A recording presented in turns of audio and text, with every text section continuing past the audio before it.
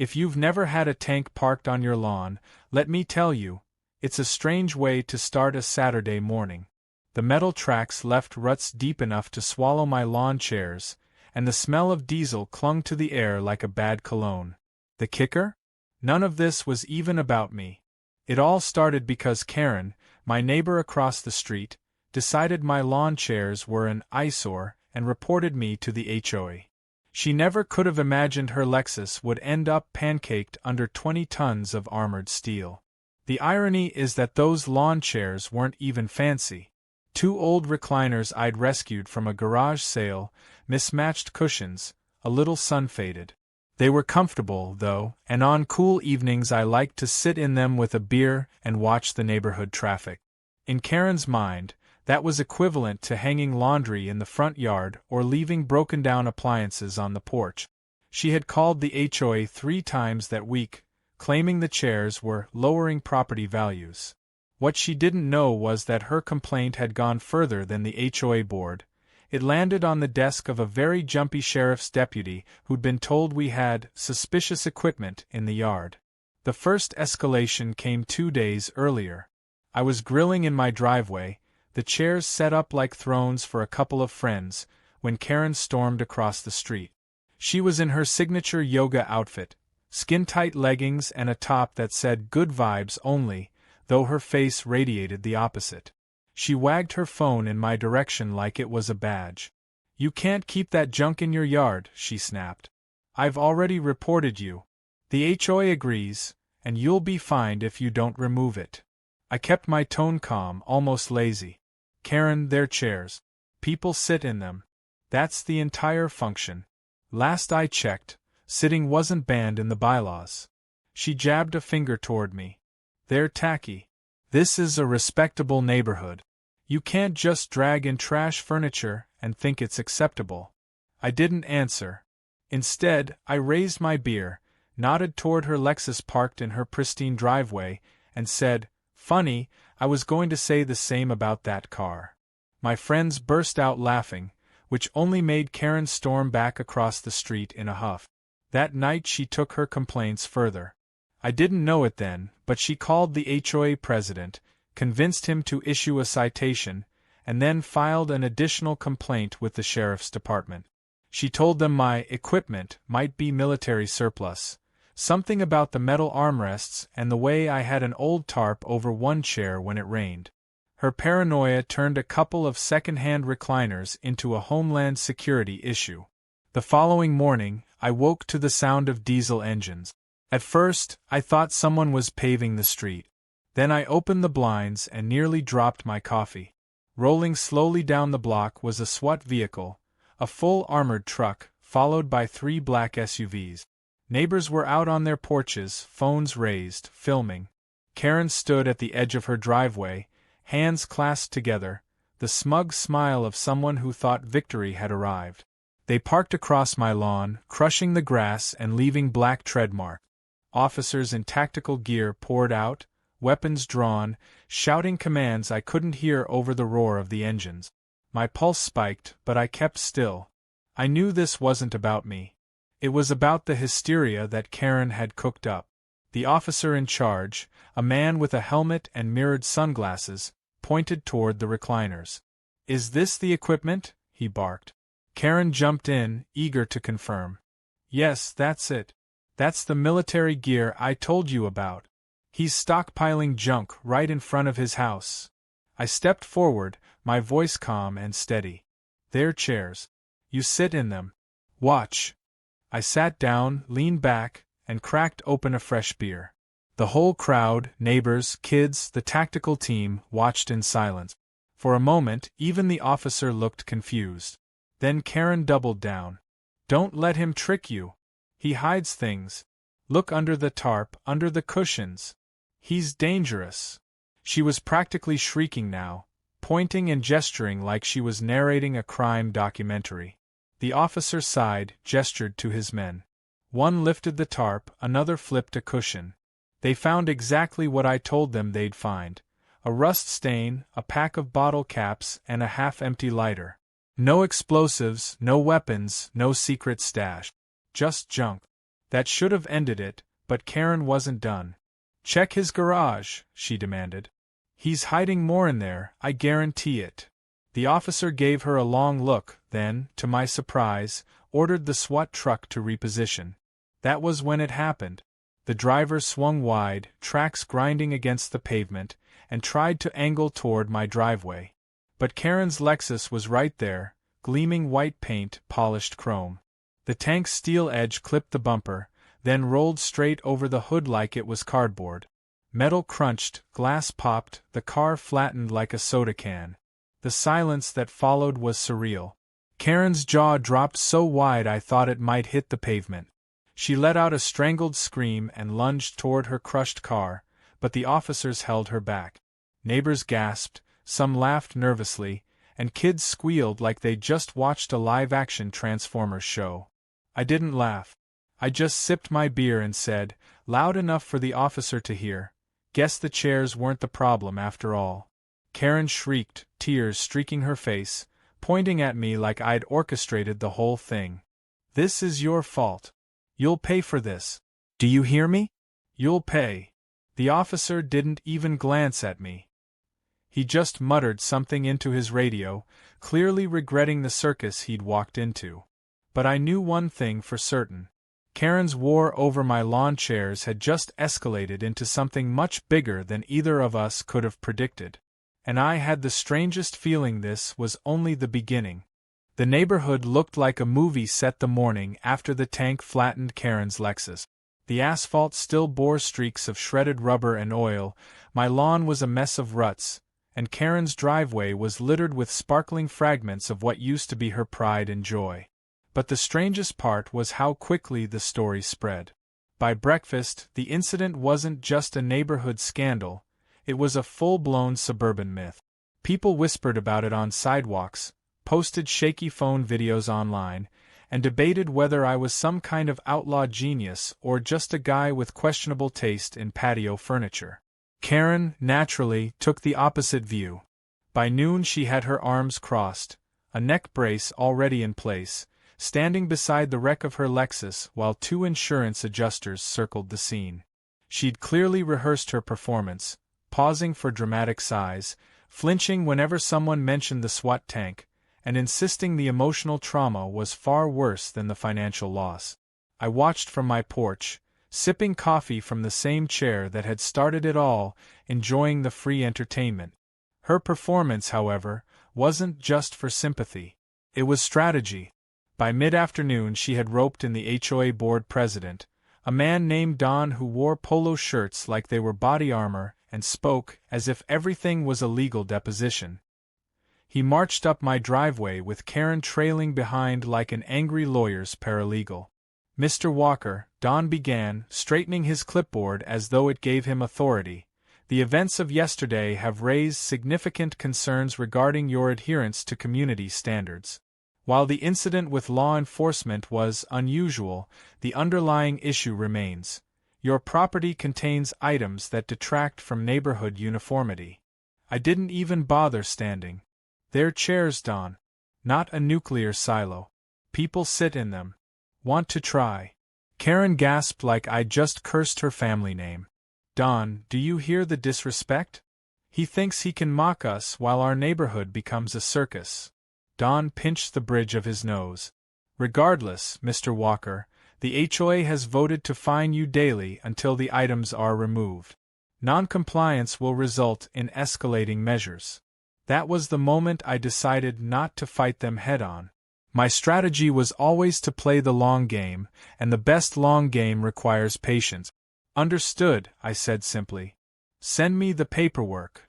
Karen's smirk was instant. She thought she'd won. But I knew better. I knew that every HOA fine required a clear precedent, and precedent required airtight bylaws. And I'd spent a boring weekend last winter reading every single one. The bylaw about unsightly items only applied to abandoned appliances, vehicles, and trash heap. Chairs, no matter how ugly, didn't qualify. But Karen wasn't interested in laws. She was interested in control. That night I caught her sneaking across my lawn with her phone flashlight, crouching near the chairs as if documenting a crime scene. She whispered into her recorder, narrating every stain and tear in the fabric like she was filming an episode of a true crime show. I stepped outside and startled her. "Careful," I said. "If you get too close, they might recline at you." She shrieked, stumbled backward, and nearly dropped her phone. You think this is funny? Destroying my life? First the car, now my reputation? I'll make sure you regret this." I tilted my head. "Your car was crushed by the sheriff's tank, Karen. Not by me. Unless you think I moonlight as a SWAT driver." She glared, muttered something about community image, and stormed off, but the seeds of obsession were planted. From that moment, Karen didn't just want the chairs gone, she wanted me gone. The next escalation came through an unexpected channel: city code enforcement. 2 officers showed up at my door the following morning with clipboards and bright orange vests. They said they'd received multiple complaints about unpermitted structures on my lawn. I laughed out loud. "You mean the chairs?" I asked. They exchanged confused glances, clearly expecting something more sinister. One finally shrugged. "We'll need to check the property." I led them straight to the recliners. One had a cushion with a beer stain, the other was missing an armrest cap. The officers stared at them, then back at me, then down at their forms. Finally, one sighed and wrote, "No violation observed." But when they walked back to their truck, Karen was waiting at the curb like a coach chewing out referees. "You didn't look hard enough. He hides things. Check the garage, the attic, the crawl space. Those chairs are decoys." The officers muttered apologies, promised they'd follow up, and left, but the damage was done. The neighborhood now had its own conspiracy theory. I wasn't just a guy with chairs, I was hiding something. Kids whispered about secret tunnels. Teens dared each other to sit in the cursed recliners. And Karen, sensing her narrative gaining traction, doubled down. She organized an emergency HOA meeting in her living room, inviting every resident except me. Of course, I knew about it because my buddy Alan, whose wife attended, sent me texts from inside. According to him, Karen played footage of the SWAT incident on her TV, pausing dramatically whenever the tank rolled over her Lexus, and then launched into a speech about protecting the neighborhood from destabilizing elements. Her proposal was outrageous. Grant the HOA emergency powers to inspect and approve any outdoor furniture. She argued it was necessary to prevent another near-military catastrophe. Alan texted me, "Half the room is laughing, half are scared she's serious." But HOA politics are like quicksand. Once fear is planted, it spreads. They didn't pass her resolution that night, but they agreed to monitor the situation closely. Which, in Karen's mind, was a victory. That's when I decided to escalate my own way, not with yelling, not with complaints, but with quiet, undeniable logic. The following weekend, I hosted a barbecue. I dragged the chairs to the front lawn, added a matching fold-out table, and invited every neighbor on the block. Kids ate burgers, parents drank beer, music played, and people took turns lounging in the infamous recliners. By the end of the evening, the chairs weren't a nuisance. They were a novelty, a neighborhood attraction. People took selfies, joked about starting a fan club, and one guy even offered me cash to buy them. Karen watched from her driveway, arms crossed, seething as her narrative slipped out of her control. She couldn't argue with the bylaws, and she couldn't argue with the popularity of the chairs. So she did what entitled people always do when logic fails. She reached higher. The next morning, I found a certified letter taped to my door. It wasn't from the HOA this time. It was from her lawyer. Karen was suing me for negligent property management resulting in emotional distress, vehicular destruction, and reputational harm. The lawsuit was absurd. But it told me one thing with absolute certainty. Karen wasn't going to stop until she'd either broken me or broken herself trying. And if history had taught me anything, It was that people like Karen usually didn't realize which was happening until it was too late. The war over 2 lawn chairs had officially gone legal, and I had no doubt the next twist was going to be bigger than anyone expected. The lawsuit papers sat on my kitchen table like a bad joke printed on expensive paper.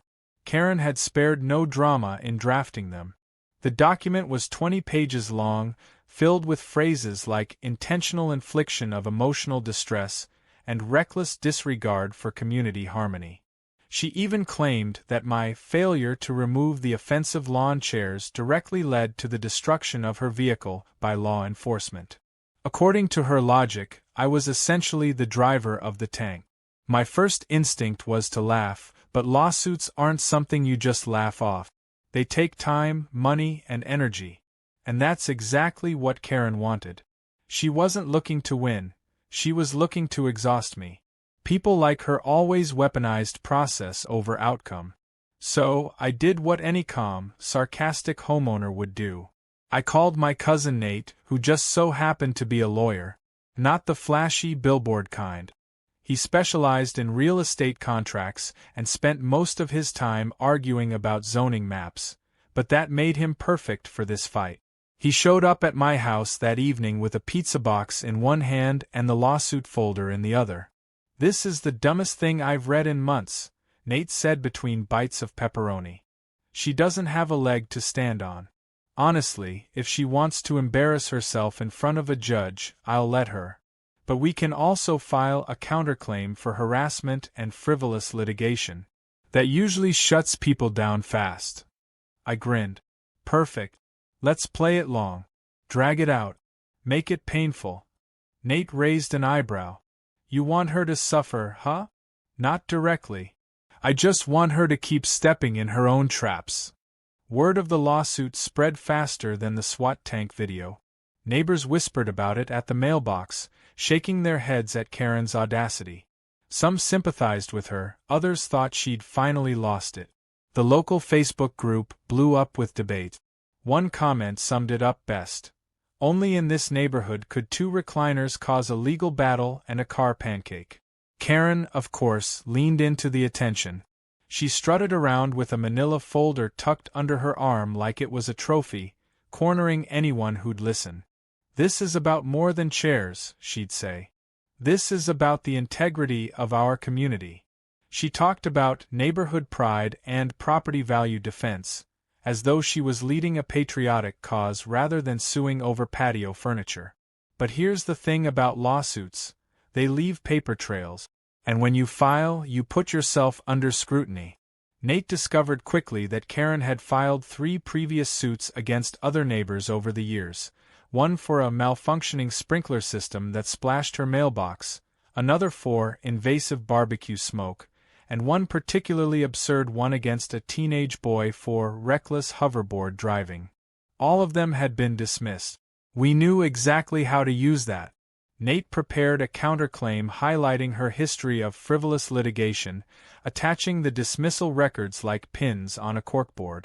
Our plan wasn't just to defend, it was to turn her reputation into confetti. But Karen had one more card to play: media. A week later, a local news van parked on our street. A reporter and cameraman hopped out, heading straight for Karen's driveway. She was waiting, of course, wearing a perfectly pressed blouse, her neck brace back in place, and tears ready on command. She launched into a dramatic retelling of her trauma, how the neighborhood had become unsafe, how her beloved Lexus had been crushed under military machinery, and how I, the villain with the lawn chairs, was to blame. I watched from my recliner on the porch, sipping lemonade, while my neighbors gathered to gawk. The reporter eventually wandered over to me, microphone in hand. "Sir, what do you have to say about these allegations?" I leaned back, gave my best half-smile and said, "They're chairs. You sit in them. That's the full extent of the story. If that requires a tank and a lawsuit, maybe the real issue isn't my lawn." The cameraman nearly laughed out loud. The clip went viral online that same evening. Headlines popped up: "Suburban chair war escalates to court." Memes circulated of Karen screaming beside her flattened Lexus, photoshopped into disaster scenes. One particularly good one had her yelling at the moon landing footage, with the caption, "HOA violation on the lunar surface." The media attention did what I'd hoped. It magnified her absurdity. Suddenly, she wasn't a crusader for property values. She was a meme. And Karen hated being laughed at more than anything. But humiliation has a funny effect on people. Some retreat. Karen doubled down. 2 days later, she filed an emergency motion with the HOA to quarantine my lawn chairs until the lawsuit was resolved. Quarantine, as if they were radioactive. Don, the HOA president, actually came to enforce it, flanked by 2 other board members who looked like they'd rather be golfing. They carried caution tape and orange cones, setting them up around my chairs like it was a construction site. Karen supervised, barking orders as if she were running a hazmat crew. When they were finished, my recliners sat in a ridiculous triangle of tape, with a sign that read, "Pending investigation." Neighbors walked by shaking their heads. Kids pointed and laughed. Someone even stuck a stuffed raccoon inside one of the chairs and taped a "Do Not Disturb" note to it. The stunt might have embarrassed me if I hadn't been prepared. That night, I quietly dragged the chairs inside my garage. The next morning, all that remained inside the taped-off zone were 2 folding lawn chairs I'd borrowed from Alan. They looked ridiculous, tiny, flimsy things sitting under cones and tape like they were dangerous artifacts. Karen lost her mind. She screamed across the street, demanding the HOA investigate the disappearance of evidence. Don looked exhausted, mumbling something about protocol, but the damage was done. Everyone knew the whole ordeal was now officially a farce. Still, the lawsuit churned on. Dates were set, motions filed. Nate prepped me for depositions, assuring me that Karen's side didn't have a single credible argument. But I wasn't worried about winning in court. I was worried about what Karen would do before we even got there. Because if there's one thing I'd learned, it's that she never let go quietly. And sure enough, she didn't. Late one night, around 2 in the morning, I woke to strange noises in my driveway. I peered out the window and saw Karen crouched near my garage door with a flashlight. She wasn't alone. A man in a reflective vest, maybe her cousin, maybe some hired contractor, was fiddling with something at the base of the door. I grabbed my phone and recorded everything.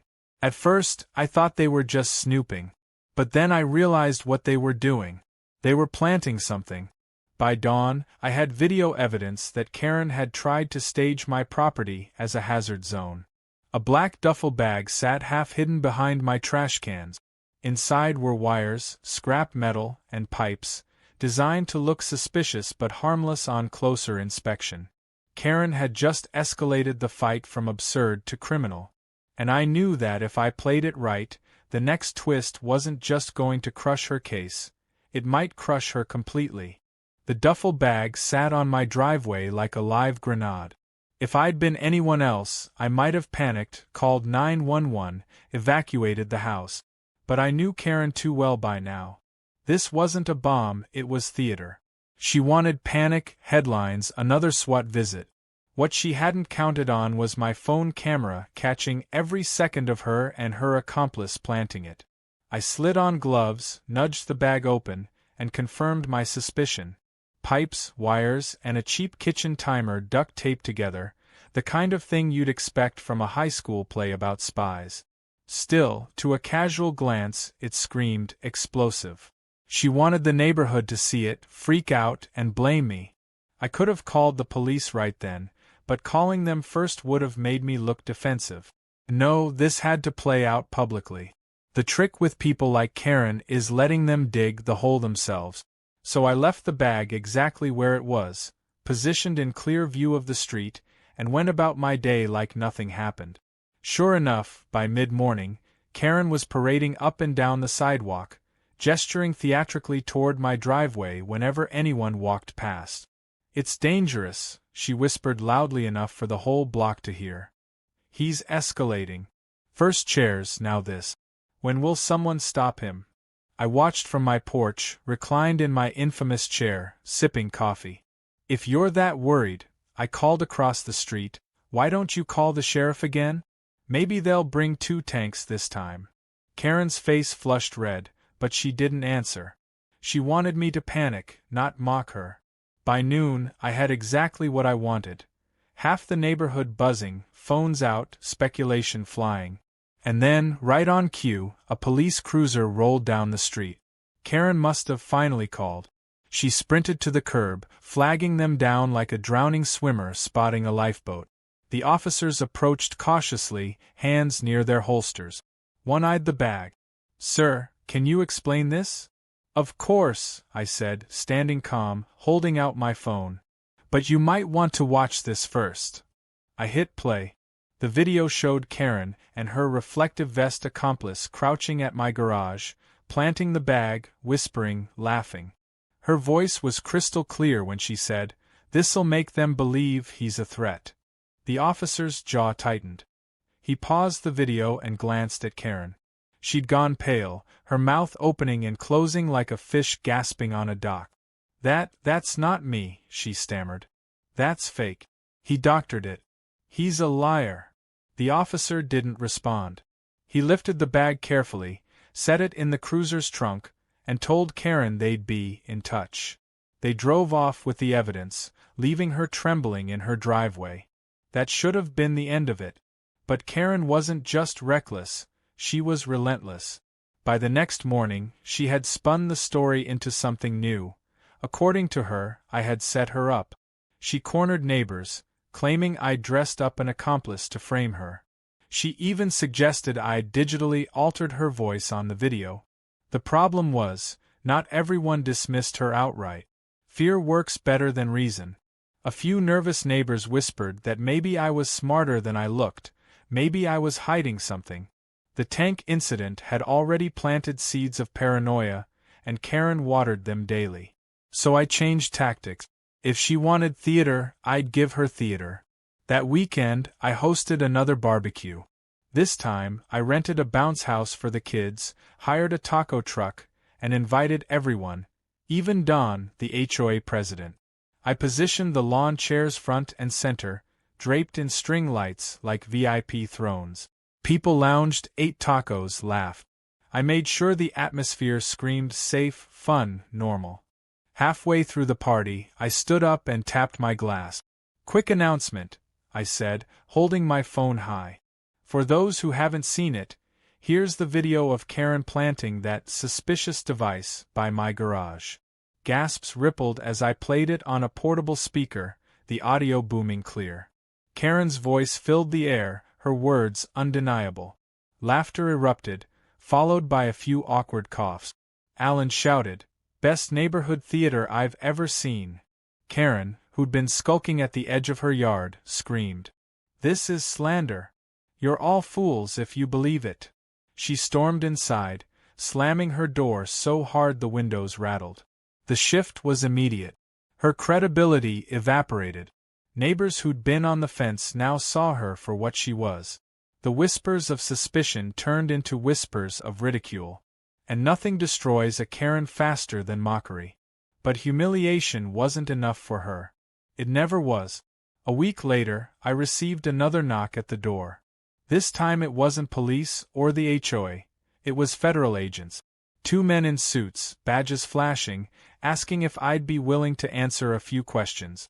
Apparently, Karen had filed a formal complaint with Homeland Security. She'd claimed I was storing paramilitary equipment in my garage and endangering national security. She'd sent them photos, grainy, dark images of my lawn chairs under caution tape, edited with shadows to make them look menacing. The agents were polite, professional, but I could tell they knew they were walking into nonsense. I invited them in, offered coffee, and showed them everything. The chairs, the garage, the duffel bag video, even the memes neighbors had made. One agent chuckled, muttering, "First time we've been called out for patio furniture." They left within an hour, clearly irritated at having their time wasted. But Karen had managed one more escalation. She dragged the federal government into it. That night, I lay in bed staring at the ceiling. It wasn't funny anymore, it was dangerous. Every time she lost ground, she escalated. And eventually, escalation leads to real damage. The next morning, I found out just how far she was willing to go. Alan called, his voice tight. "You need to see this. Check your car." I walked outside and froze. My truck's tires had been slashed, all four flat as pancakes. Spray painted across the hood in dripping red letters were the words, "Chair Menace." Karen stood across the street, arms folded, smiling like she'd finally scored the winning point. The absurd war over recliners had just crossed into open sabotage. And I knew then that the next move wasn't mine to make. It was the law's. The only question was, how far would Karen push before the system finally crushed her instead of her Lexus? The red spray paint dripped down my hood like fresh blood, catching the morning sun in ugly streaks. 4 slashed tires, paint all over the windshield, and the phrase, "Chair Menace," in jagged letters.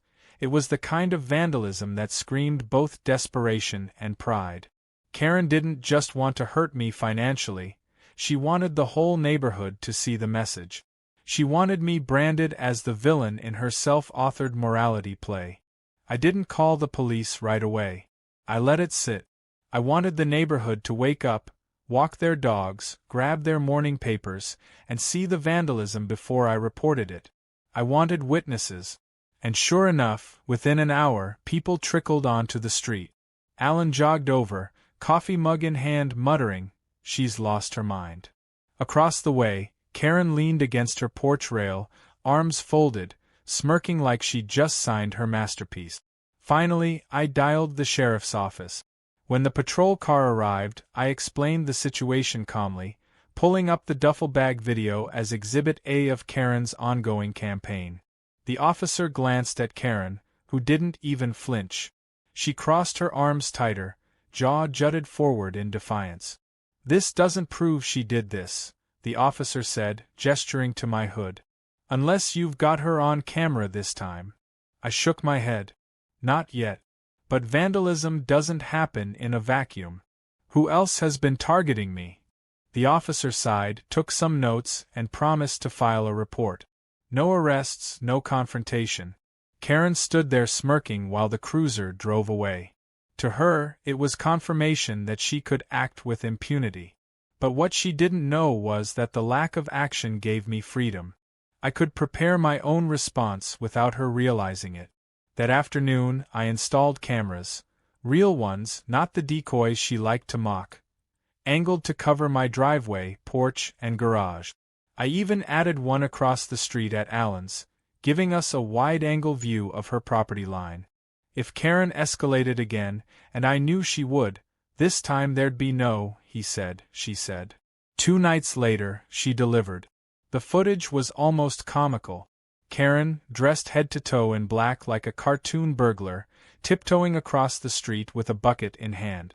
She crouched by my driveway, poured something thick and sludgy over the concrete, then sprinted back, tripping on her own lawn edge. In the morning, I discovered it. Motor oil poured in a slick puddle designed to stain and make my driveway treacherous. I didn't clean it. Instead, I posted the video clip to the neighborhood Facebook page with the caption, "Karen's late-night cardio routine. Guess I'll be mopping up her mess again." The reactions exploded. Neighbors laughed, tagged each other, and commented things like, "She's lost it," and "How does she still live here?"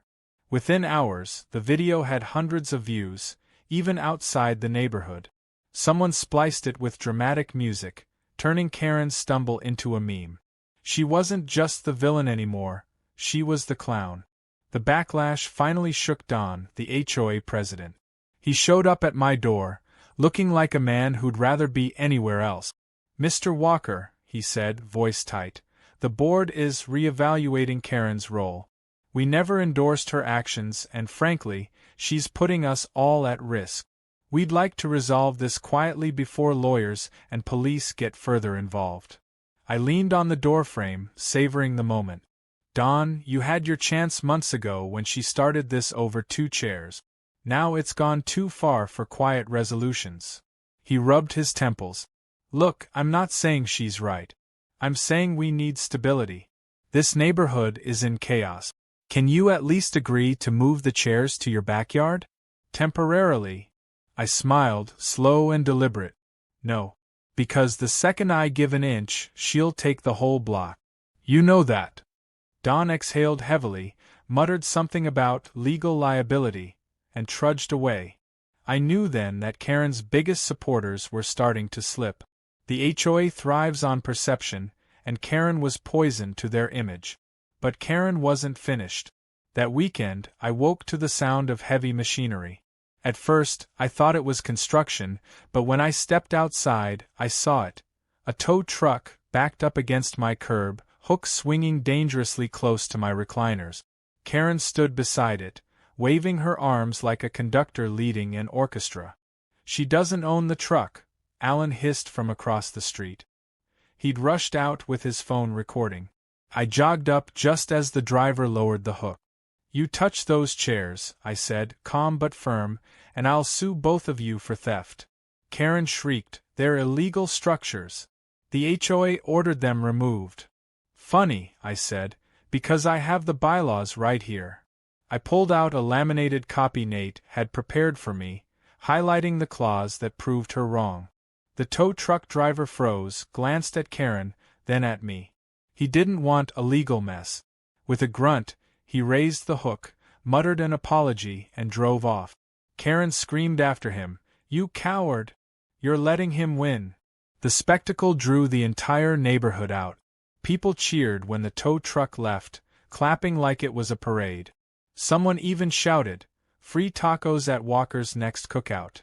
Karen stood trembling, fists clenched, eyes burning holes into me. That night, I expected retaliation, but what I didn't expect was silence. No oil, no paint, no stunts. Karen's house went dark, curtains drawn, like a fortress under siege. It was eerie, but I knew better than to think it was over. She wasn't retreating, she was regrouping. The next escalation came through official channels again. Nate called me, his voice laced with both irritation and amusement. "You're not going to believe this. Karen's petitioned the court for a restraining order against you." I laughed. "On what grounds?" "Harassment," he said flatly. "She claims your barbecues are public shaming events, that your videos are defamation, and that your chairs are psychological weapons." I nearly spit out my drink. "Psychological weapons?" "Her words, not mine," Nate said. "But here's the kicker. The hearing's scheduled next week. You'll get your day in court." Finally, I thought. A real stage, a real audience. Karen wanted spectacle, she was about to get one. The days leading up to the hearing were tense. Neighbors speculated, bets were whispered over who would win. Some even offered to testify on my behalf. Karen, meanwhile, paraded around with her neck brace again, waving her lawsuit folder like a flag. When the day arrived, the courtroom was packed. Half the neighborhood showed up, curious to watch the drama unfold. Karen strutted in wearing a blazer 2 sizes too small, hair pulled back in a severe bun, clutching her papers like sacred scripture. I sat beside Nate, calm, collected, ready. Her opening statement was a masterpiece of delusion. She painted herself as a victim of a domestic terrorist, claimed my chairs had symbolically imprisoned her, and even blamed me for her flattened Lexus, calling it collateral damage of his reign of intimidation. The judge raised an eyebrow. Nate whispered, "She's hanging herself. Let her talk." Then it was my turn. Nate presented the video evidence. Karen planting the fake bomb, pouring oil, vandalizing my driveway. He laid out her history of frivolous lawsuits, dismissals, and HOA complaint. Finally, he played the Facebook clip of her stumble with the bucket, laughter echoing through the courtroom. By the time he finished, Karen's face was crimson, her hands shaking. She tried to object, to scream about doctored footage, but the judge silenced her with a gavel strike. "Ms. Campbell," the judge said, "you've wasted this court's time. Not only is your request for a restraining order denied, but I am recommending this matter be reviewed for harassment charges." The courtroom erupted.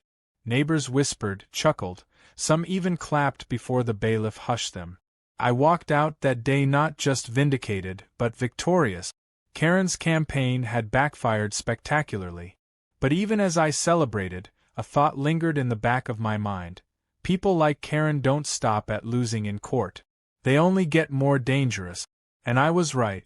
Because within a week, she pulled the one stunt that would finally bring the entire system crashing down on her, and it involved another tank. The courthouse defeat should have been the nail in Karen's coffin. Any reasonable person would have taken their humiliation, licked their wounds, and retreated into obscurity. But Karen wasn't reasonable. She thrived on conflict like it was oxygen. Take it away and she'd suffocate. So instead of retreating, she escalated again, and this time, her obsession spiraled into something no one could have predicted. For 3 days after the hearing, Karen disappeared. Curtains drawn, Lexus carcass still sitting in her driveway like a tombstone, her house was dark. The neighborhood buzzed with speculation. Some thought she'd skipped town. Others joked she was building a bunker. Alan texted me late one night. *, she's too quiet. That's worse than her screaming. *. He was right. Silence from Karen wasn't peace. It was plotting. On the 4th day, just before dawn, the quiet broke. The ground trembled before I even heard it. A low rumble, metallic and deep, rolling down the street. At first I thought it was a garbage truck, but then headlights appeared, 2 blinding beams, mounted on something far too massive for suburban road. My stomach dropped. It wasn't just a truck. It was another armored vehicle. Not a police SWAT tank this time, but a privately owned military surplus machine, painted in dull green, crawling forward like some prehistoric beast. And behind the wheel, sitting higher than she'd ever been in her life, was Karen. She'd rented, or maybe borrowed, from some questionable source.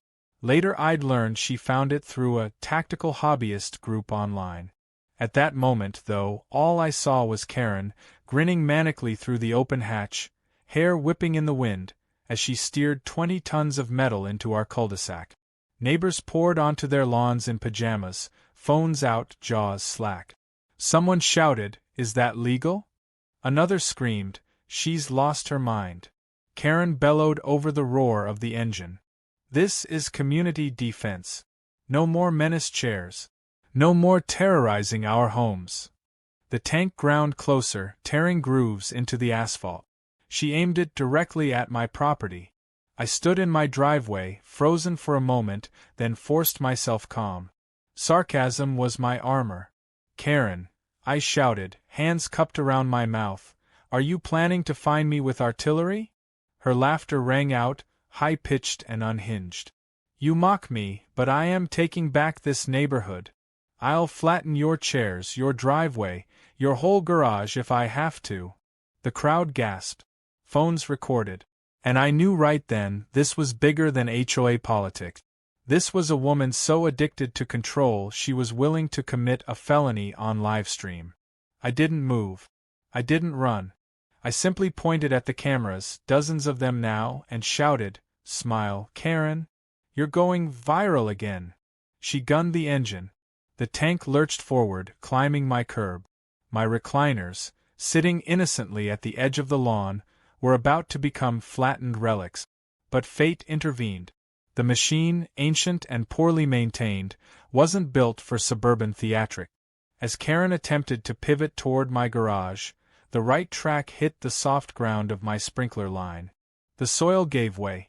With a deafening groan, the tank tilted, slid sideways, and toppled halfway into my front yard. The crash was seismic. Windows rattled. Lawn ornaments shattered. Dust and dirt sprayed like shrapnel. And right beneath the collapsing beast sat Karen's replacement vehicle, a brand new Lexus she'd bought after her last one was pancaked. She hadn't even had plates on it yet. In one instant, the armored machine crushed the fresh luxury sedan into a twisted pancake of metal and glass. The silence afterward was surreal. Neighbors stood frozen, phones still raised, recording the wreckage. Karen climbed out of the hatch, dazed but unhurt, staring down at the smoldering ruin of her car. Her scream pierced the night. "Not again. No, not again." By the time sirens echoed in the distance, half the neighborhood was live-streaming. Police cruisers, fire engines, and eventually another SWAT unit arrived, surrounding the block. Officers swarmed Karen, shouting for her to get on the ground. She resisted, shrieking about defending community values, until 2 officers finally tackled her into the grass. I stayed on my porch, arms crossed, watching the chaos unfold. When an officer approached me, I calmly handed over my phone with the recording. She drove it herself. "You won't need my testimony. Half the internet already has it." Karen was dragged away in handcuffs, her screams echoing down the street. "This isn't over. He's the real threat. He's the menace. The chairs, they're cursed." The officers loaded her into a cruiser. The neighborhood erupted into nervous laughter, some cheering, others simply shaking their heads in disbelief. Alan walked over, clapped me on the shoulder, and said, "Man, your lawn chairs have more plot twists than Netflix." The aftermath lasted days. News vans clogged the street again, headlines blaring. Local woman arrested after driving tank into neighbor's yard. Memes spread like wildfire. One photo showed the tank sinking into my lawn, captioned, "HOA enforcement level, extreme." But the real fallout came at the HOA. Don called an emergency meeting, this time inviting me. The room was packed, residents buzzing with outrage and embarrassment. Don cleared his throat, looking more defeated than ever. "As of tonight, Karen Campbell is suspended from the HOA board indefinitely, pending criminal investigation." Applause broke out. Some neighbors even stood, clapping. Don raised his hands for silence. "Furthermore, we're revisiting our bylaws to ensure no resident is ever harassed this way again." I raised my hand, voice calm. "Does that mean my chairs are officially safe?" Don sighed. "Yes, Mr. Walker. Your chairs can stay." The room erupted again, laughter, cheers, applause. Karen's reign of terror was officially over, her obsession destroyed not by me, but by her own reckless hunger for control. Yet even as I left that meeting, a strange unease lingered. Karen was in jail now, but I knew her type. People like her don't just vanish. They plot, they scheme, they return in some new form. Sure enough, the next morning, I found a letter in my mailbox.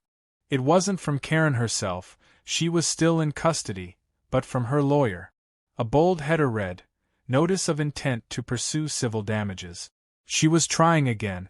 Even behind bars, Karen was still reaching out with her claws. I sat back in my chair that evening, sipping a beer, watching the sun set over the wreckage of my lawn. The tank tracks still carved deep trenches in the grass, and the twisted remains of her Lexus were being hauled away on a flatbed. The war wasn't over. It had simply moved to a new battlefield. And I knew the final round was coming, the one where Karen would throw every last weapon she had, and I'd have to end it once and for all. The aftermath didn't arrive like a neat epilogue. It rolled in slow and messy, the way neighborhoods recover from storms. People called, reporters nagged, insurance adjusters poked around, and the HOA convened emergency meetings about armored vehicles and neighborly conduct. I handled the logistics, statements, uploads of video files to 3 different servers, and a stack of emails that read like a bad script. But what mattered more than the paperwork was the quieter work. Helping the street stitch itself back together, one awkward conversation at a time. I wasn't interested in gloating. Watching someone implode, no matter how absurd their actions, has an ugly aftertaste. The court had applied a remedy. Karen would serve community service, attend mandatory anger management, and be barred from the HOA board and from approaching my property. The judge read it with the flat patience of someone who'd seen too many suburban melodramas. People clapped. A few cried. I remained still. Victory in a small war didn't feel like a conquest, just the end of a dangerous itch. We held a block gathering to reclaim the street. I dragged the chairs back out and fixed the cushions, strung low lights around them, and set a pot of cheap coffee on the table. Neighbors brought dishes, music, and the kind of laughter that sounds like a release valve. Don awkwardly manned the grill while Alan retold the tank episode with such theatrical timing half the block was in stitches. Kids rode bikes where tanks had left rut. The chairs, ridiculous as they were, became a benign monument to the absurd. Legal reprisals trailed for months. Karen's lawyer sent letters. Nate answered with clear, documented evidence. The county filed charges for reckless endangerment and operating unregistered heavy equipment. The judge admonished Karen for wasting the court's time. She pleaded, bargained, and eventually accepted a sentence that balanced punishment with the hope of rehabilitation. It wasn't vindication so much as the system trying to sanitize a very human mess. Neighbors healed in small increments. The HOA rewrote bylaws to prevent unilateral calls to forceful actors and added mediation clauses so disputes could be handled before they became spectacles. We formed a small committee to assist elderly residents with paperwork so they wouldn't be easy targets for thin narrative. These changes felt practical and, more importantly, preventative. The block mowed lawns again. Porch lights stayed on. Packages arrived without an audience. I kept the cameras, not out of paranoia but as an insurance policy against future absurdity. The footage was archived in 3 places: my hard drive, Nate's files, and with the HOA attorney. Proof, I learned, preserves truth when rumors try to rewrite it. The cameras captured the duffel incident, the oil spill, the slashed tires, and the tank collapse. If anyone ever tried to weaponize the street again, the ledger would tell the tale. People used humor to heal. Someone made a bumper sticker, "My neighbor has a tank," and teenagers posted goofy videos of themselves lounging in the chairs. A small wooden sign appeared near the deepest treads. "And no more tanks," painted in bright blue by a kid who'd watched more than he understood. The sign felt like an amnesty for absurdity, a promise that we would not let spectacle become the currency of conflict. There were softer, more sobering consequences. Karen's family fractured under the strain. Her sister sent 2 handwritten notes, one full of accusation, the other full of apology. I received a casserole from a neighbor I barely knew with a note that read, "This isn't about you. It's about people who feel unseen." The gesture landed harder than any courtroom victory. It reminded me that cruelty often grows from loneliness and fear. For my part, the smallest moments felt like real repair. The morning the news vans didn't come was almost sacred. The first barbecue with no jokes about tanks felt like a blessing. The first afternoon a child rode past my house with no camera, just the wind in their hair, felt like full restoration. Those were the victories no headline captured. Sometimes I ran into Karen's sister in the grocery aisle. We'd exchange a look that carried an entire story: regret, warning, a muted plea. "She's in a program," she told me once, voice low. "There's counseling. She's talking." I accepted that with cautious hope. People can change or learn to disguise change. Time would tell which it would be. Months later, a filmmaker contacted me about a documentary. I declined. The story wasn't mine to monetize. It belonged to a neighborhood that had nearly imploded over decor. Instead, I volunteered with a small-town initiative to teach mediation and documentation. We sponsored workshops on de-escalation, legal basics, and how to file complaints without summoning spectacle. Turning the energy into prevention felt like the only honorable outcome. On the 1-year mark of the tank incident, we planted a sapling in the deepest track. We invited everyone. We wrapped its stake in a ribbon and buried a small tin with notes and coins at its base, tokens of the absurd and reminders of what we'd learned. I sat in one of the chairs while neighbors spoke quietly about repair and accountability. A kid nailed the "No More Tanks" sign to the stake, uneven but earnest, and we laughed until our throats hurt. There were odd threads of humanity woven through the aftermath. A retired schoolteacher taught a conflict resolution class at the community center and joked that our block would be a case study for years. A teenager who had filmed everything confessed to me that he'd learned more about responsibility than any viral comment. Even Don, who'd once looked at bylaws as scripture, started bringing cinnamon rolls to meetings, a small ritual to remind everyone that governance could be kind. Most strikingly, some of the people who had applauded Karen's early complaints quietly apologized for letting fear win a louder voice. Sometimes late at night I still sit out in those chairs, long after the party's gone. I watch the street breathe. Porch lights, the occasional closing of a garage, a fox cutting across the yards. I think about escalation, how a recliner became a symbol, how a complaint ballooned into criminality, and how a single person's need for control can topple a fragile peace. The lesson I tell anyone who asks is simple: don't feed spectacle. Address grievances with boredom and clarity. Slow responses deflate outrage. I don't claim heroism. I was a guy with 2 old chairs and a stubborn refusal to let fear rewrite our street. If there's a moral, it's that escalation feeds on attention, and the antidote is steady truth, neighborliness, and a little patience. Also, install cameras early. The chairs still sit, sometimes in sun, sometimes shaded, cushions patched, lights twinkling. They're no longer a provocation. They're a weathered reminder that civility is a practice, not a default. The chairs stayed, sapling grew, and on quiet nights I would smile at the absurdity that taught us to guard calm.